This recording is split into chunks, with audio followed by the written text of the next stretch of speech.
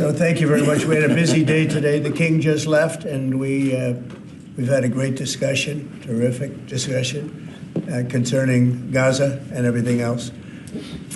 We had discussions also about Saturday at 12 o'clock. It's going to be a big moment. We'll see what happens. I don't expect much happening with these people, but we'll see what happens. And we're going to be signing a very important deal today. It's Doge, and I'm going to ask Elon to tell you a little bit about it and some of the things that we found, which are shocking. Billions and billions of dollars in waste, fraud, and abuse. And I think it's very important. And that's one of the reasons I got elected. I said, we're going to do that.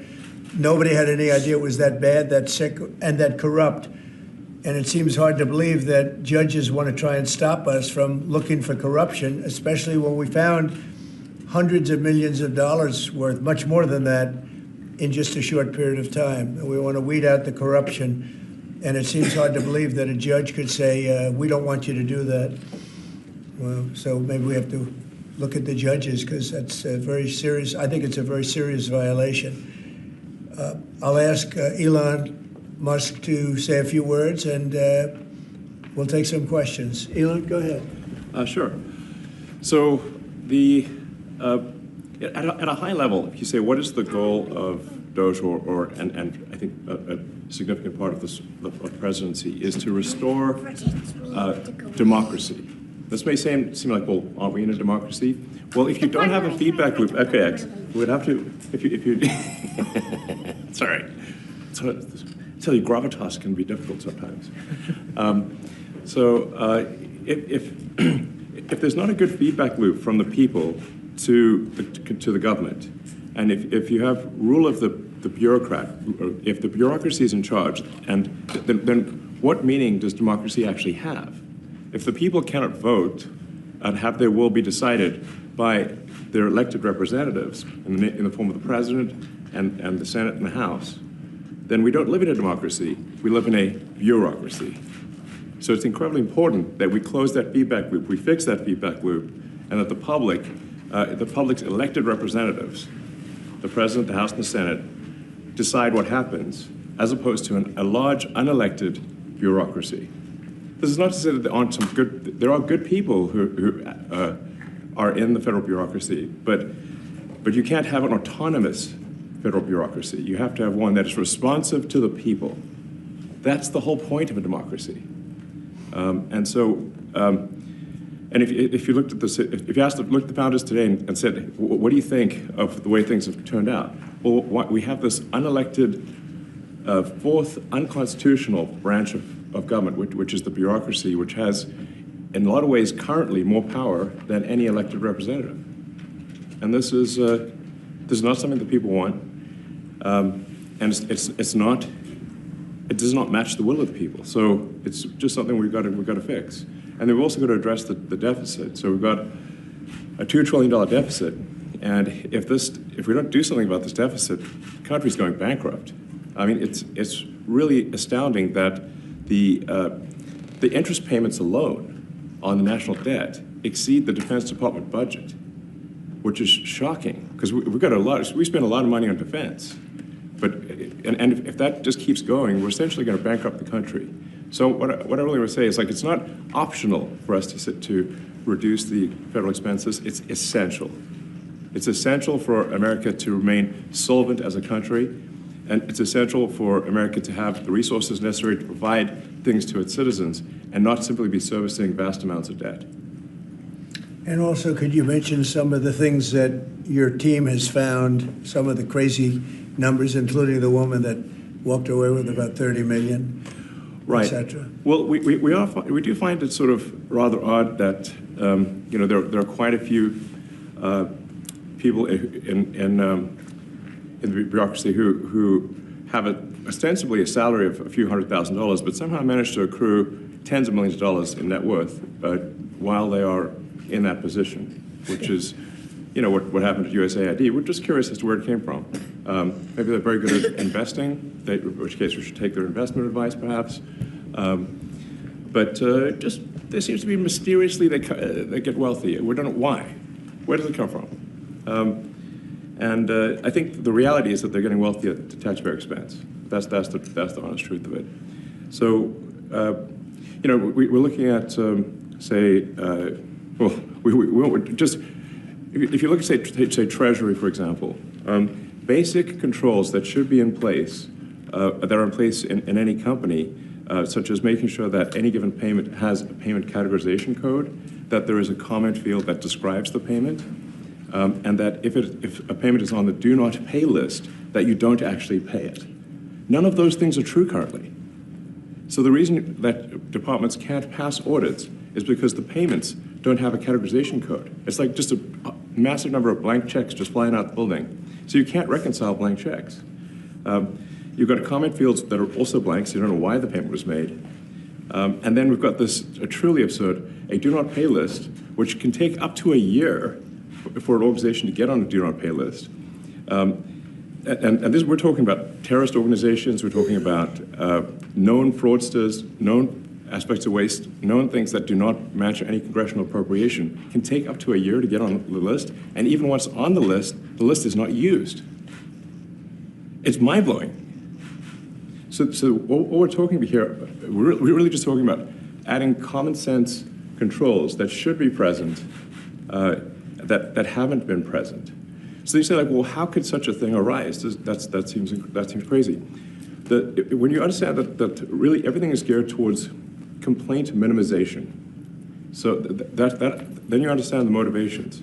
So if people receive money, they don't complain, obviously. But if people don't receive money, they do complain. And the fraudsters complain the loudest and the fastest. So then when you understand that, then it makes sense. Oh, that's why everything they approve all the payments at Treasury. Because if you approve all the payments, you don't get complaints. But now we're saying that, no, actually, we are going to complain. If money is spent badly, if your taxpayer dollars are not spent in a sensible and frugal manner, then that's not okay. Your tax dollars need to be spent wisely on things that matter to the people.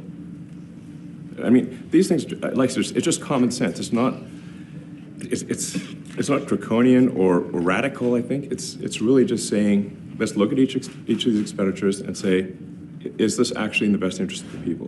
And if it is, it's approved. If it's not, we should think about it. So, there's crazy things like just cursory examination of Social Security, and we've got people in there that are 150 years old. Now, do you know anyone who's 150? I don't. Okay. They should be on the Guinness Book of World Records. They're missing out. That's a case where, like, I think they're probably dead. It's my guess. Or they should be very famous, one of the two. And then there's a whole bunch of Social Security payments where there's no identifying information. Well, like, why is there no identifying information? Obviously, we want to make sure that people who deserve to receive Social Security do receive it, and that they receive it quickly and accurately.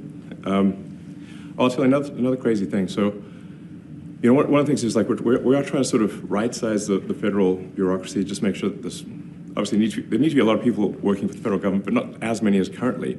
So we're saying, well, okay, if people can retire, with full benefits and everything, that would be good. They can retire, get their retirement payments and everything. And then we were told, this is actually, I think, a great anecdote, because we were told, no, the most number of people that could retire possibly in a month is 10,000. We're like, well, why is that? Well, because all the retirement paperwork is manual on paper. It's manually calculated, then written down on a piece of paper. Then it goes down a mine. And I'm like, what do you mean a mine? Like, yeah, there's a limestone mine where we store all the retirement paperwork. And you look at a picture of this mine. We'll post some pictures afterwards. And this mine looks like something out of the 50s because it was started in 1955. So it looks like it's like a time warp. And then the speed, the limiting factor is the speed at which the mine shaft elevator can move determines how many people can retire from the federal government. And the elevator breaks down sometimes, and then nobody can retire. Doesn't that sound crazy? There's like 1,000 people that work on this. So I think if we take those people and say, like, you know what, instead of working in a mine shaft and carrying manila envelopes to boxes in a mine shaft. You could do practically anything else, and you would add to the goods and services of the United States in a more useful way. So anyway, so I think that's an example. Like at a high level, if you say like, how do we increase prosperity? Is we get people to shift from roles that are low to negative productivity to high productivity roles. And so you increase the total output of goods and services, which means that there's a higher standard of living available for everyone. That's the actual goal. Everyone's very quiet, by the way. Are people normally this quiet? Your detractors, Mr. Musk, what? including a lot of Democrats. I have detractors? You do, sir. I don't believe it. Say that you're orchestrating a hostile takeover of government and doing it in a non-transparent way. What's your response to that criticism? Well, first of all, you couldn't ask for a stronger mandate from the public. The public voted. We have a majority of the public voting for President Trump. We won the House. We won the Senate. The people voted for major government reform.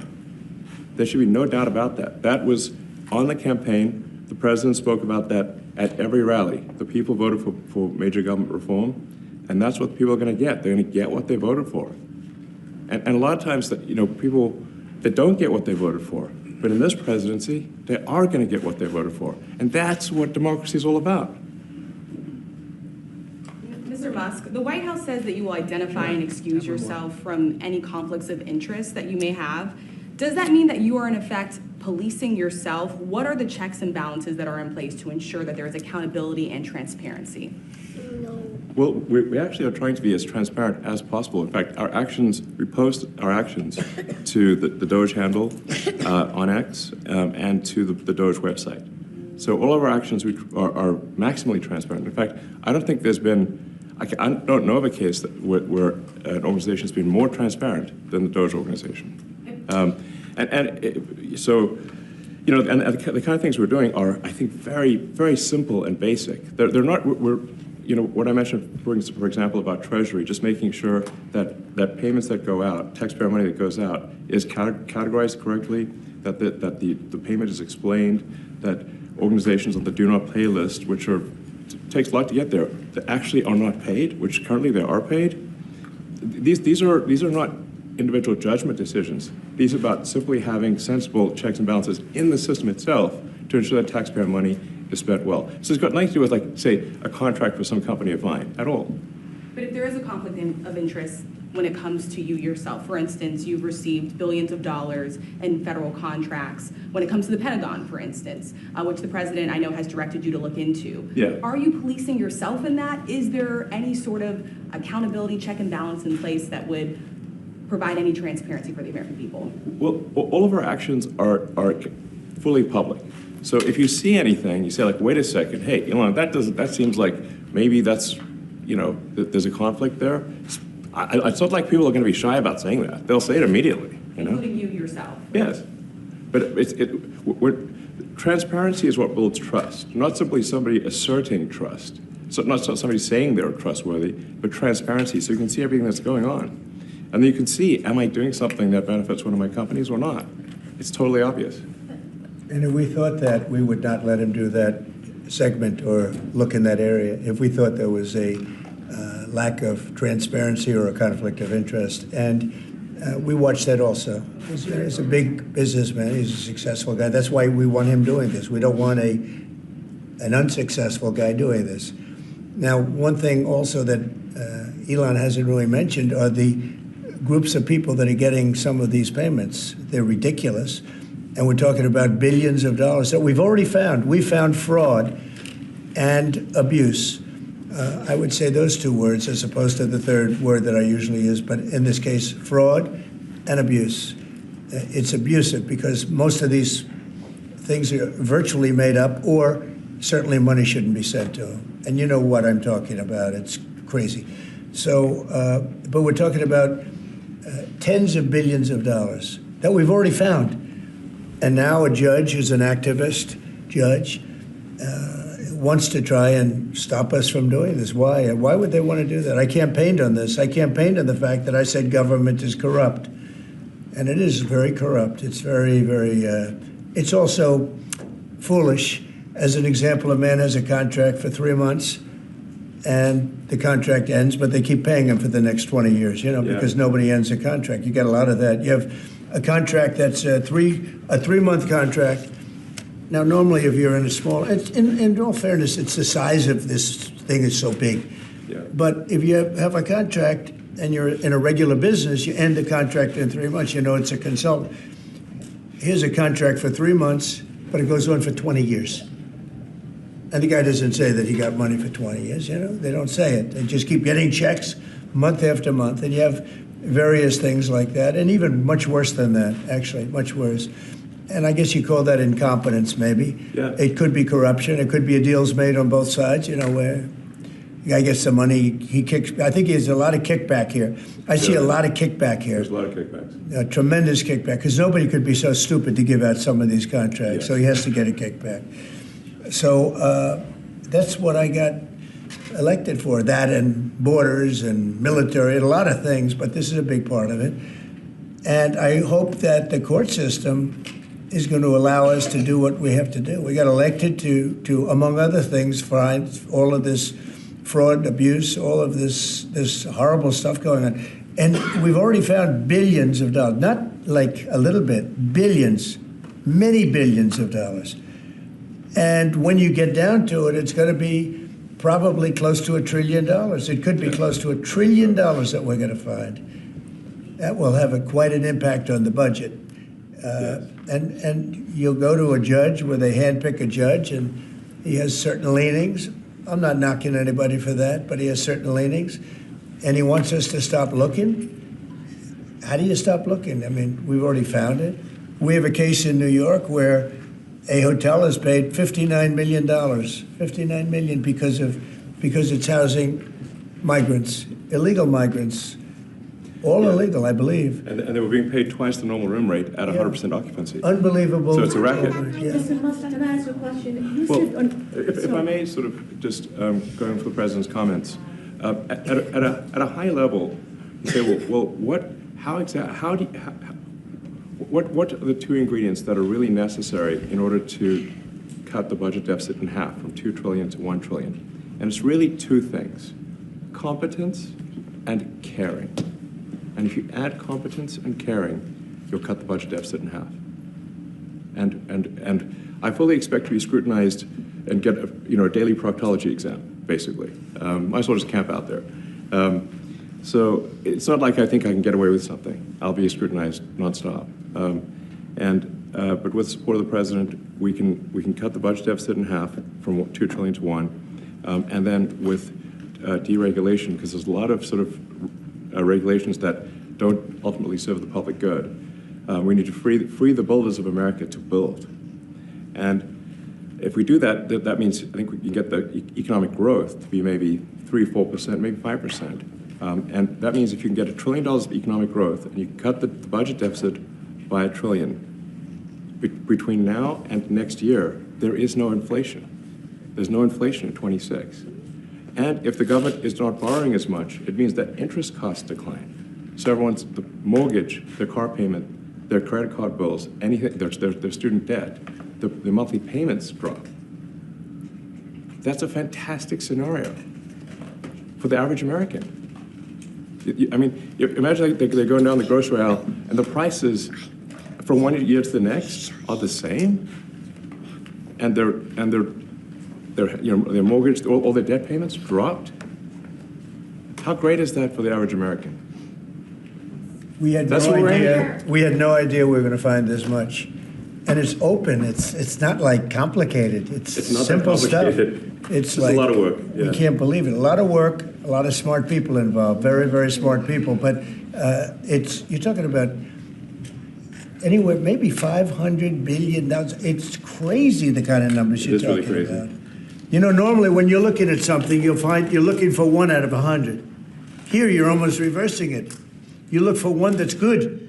Yeah. And you can look at the title and you say, why are we doing this? Why are we doing that? And the public gets it. You know, the public gets it. You've seen the polls.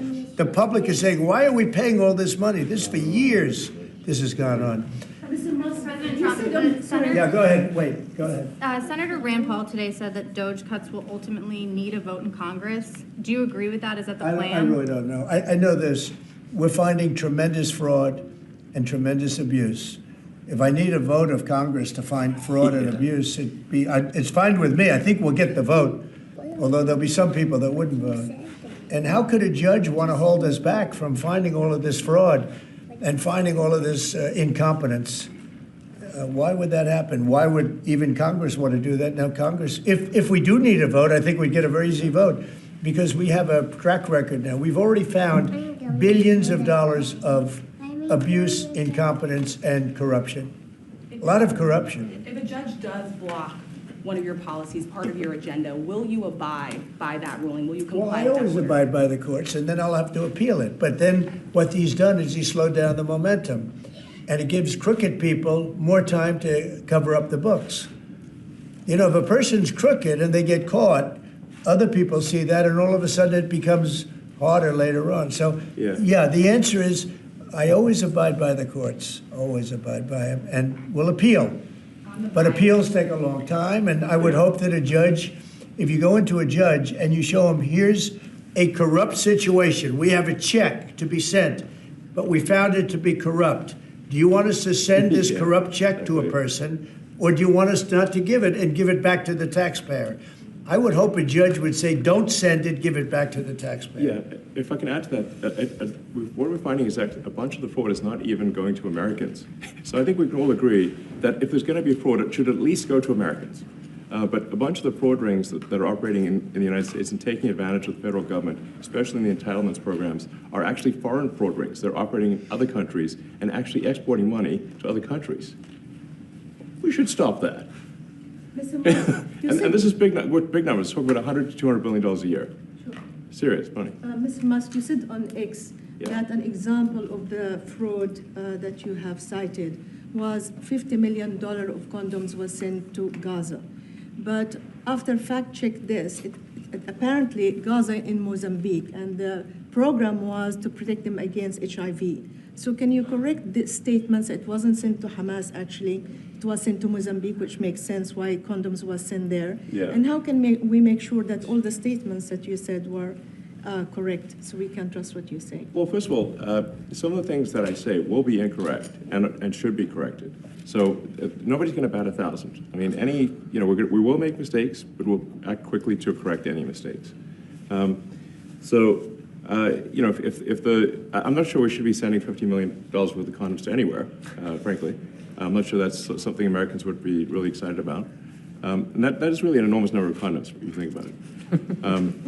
If it went to Mozambique instead of Gaza, I'm like, okay, that's not as bad, but still, why are we doing that?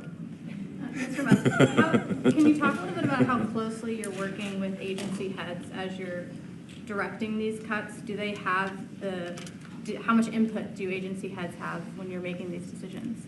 Yeah, we work closely with the agency heads, there are sort of checks in place. So it's not just us just going in and doing things willy-nilly. It's in partnership with the agency heads, and I check frequently with the president to make sure that this is what the president wants to have happen. So we talk almost every day, and I double check things to make sure, is this something, Mr. President, you want us to do this? Then we'll do it. USAID has been one of your main targets. Are you concerned at all that some of the cuts or that shutting that agency altogether may lead to diseases or other bigger problems starting in other countries that then come to the United States? Yeah, so that's an interesting example. So that's something where we work closely with the State Department and Secretary Rubio. And we have, for example, turned on funding for Ebola prevention and for HIV prevention. You left that, you said? Yes, correct. And we are moving fast, so we will make mistakes, but we'll also fix the mistakes very quickly. So, do you see it as a worthy cause, USAID? I think that there are some worthy things, but overall, if you say what was the bang for the buck, I would say it was not very good. And there was far too much of what USAID was doing was influencing elections in ways that I think were dubious and do not stand the light of day. I can just ask a follow-up to the Pentagon contracts. If you have received billions of dollars in contracts from the Pentagon, and the president's directing you to look into the Department of Defense, is Yes, that which we a definitely need conflict to of do and interest? are going to do at the president's request. Does that present a conflict of interest for you? No, because you'd have to look at the individual contract and say, first of all, I'm not the one, filing the contract. It's people at SpaceX or someone who will be putting for the contract. And I'd like to say, if you see any contract where where it was awarded to SpaceX and it wasn't by far the best value for money for the taxpayer, let me know, because every one of them was.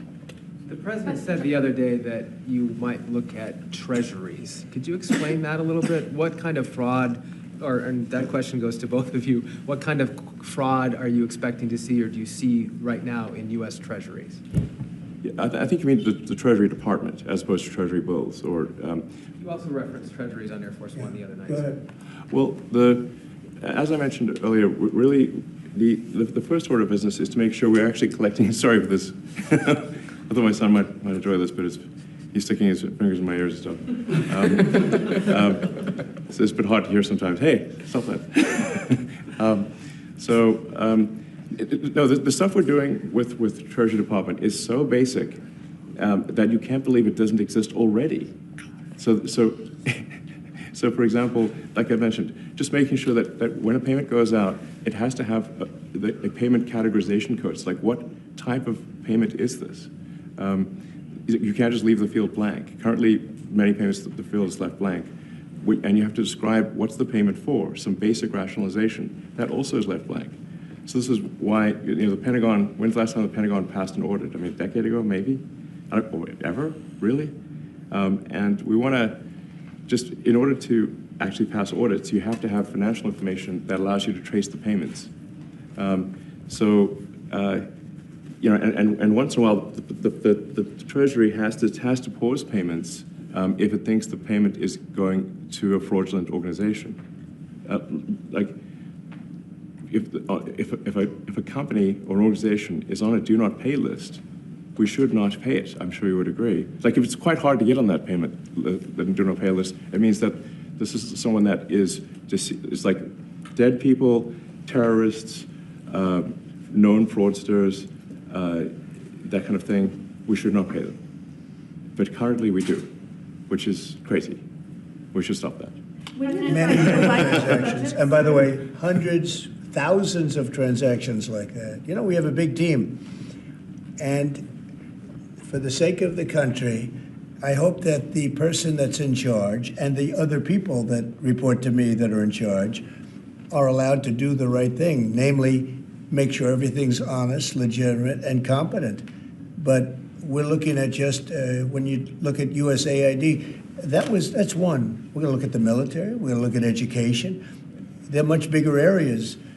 But the USAID is really corrupt. I'll tell you, it's corrupt. It's incompetent, and it's really corrupt. And I can't imagine a judge saying, well, it may be corrupt, but you don't have the right. You got elected to look over the country and to, as we say, make America great again, but you don't have the right to go and look and see whether or not things are right that they're paying or that things are honest that they're paying. And nobody can even believe this. Other people, law professors, they've been saying, how can you take that person's right away? You're supposed to be running the country, but we're not allowed to look at who they're paying it to and what they're paying. We have massive amounts of fraud that we caught. I think we probably caught way over a lot of billions of dollars already in, 2 weeks? Yes. And it's going to go to numbers that you're not going to believe. And much, as I said, much is incompetence and much is dishonesty. We have to catch it. And the only way we're going to catch it is to look for it. And if a judge is going to say you're not allowed to look for it, that's pretty sad for our country. I don't understand how it could even work. On the buyout program, can you personally guarantee that? Which one? The buyout program, the operative federal workers. Can you personally guarantee that the workers who opt in to resign now will be paid through September? Well, they'll get their money, but they're getting a good deal. They're getting a big buyout. And what we're trying to do is reduce government. We have too many people. We have office space. It's occupied by 4%. Nobody's showing up to work because they were told not to. And then Biden gave them a 5-year pass, some of them, 48,000 of them, gave them a 5-year pass, that for 5 years, you don't have to show up to work. And let me tell you, this is largely, much of this stuff is because of Biden. It's his fault. He allowed this country, what he did on our border. What he did on our border is almost not as bad as what he did with all of these contracts that have come out. It's a very sad day when we look at it. I can't even believe it. But many contracts just extend and they just keep extending, and there was nobody there to correct it. And that cannot be, I can't imagine that could be held up by the court. Any court that would say that the president or his representatives, like Secretary of the Treasury, Secretary of State, whatever, doesn't have the right to go over their books and make sure everything's honest. I mean, how can you have a country? You can't have anything that way. You can't have a business that way. You can't have a country that way. Hey, thank you very much, everybody. Thank you. Thank you, press. Thank you, press. Head out. Coming back tonight. Mark Vogel will be at the White House tonight at about 10 o'clock. If you want to come over, you can say hello to him. Did you guys get anything in return? Not much. No, they were very nice. We were treated very nicely by Russia, actually. I hope that's the beginning of a relationship where we can end that war and millions of people can stop being killed. They've lost millions of people. They lost, in terms of soldiers, probably 1.5 million soldiers in a short period of time. We got to stop that war. And I'm interested primarily from the standpoint of death. We're losing all those soldiers. And they're not American soldiers, they're Ukrainian and Russian soldiers. But you're probably talking about 1.5 million. I think we got to bring that one to an end. Okay? Thank you. Thank you very much. Thank you. We're moving. Let's go, let's move. Thank you. We're moving. 10 o'clock Thank tonight you. at the White House. All right, guys. Thanks, everybody. Let's head out. Thank you. See you later. Yeah, I mean, it's a lot, you know. So Thank you, guys. Thanks, guys. Right behind the stills. it's like, I think they're like less than a month. Good job.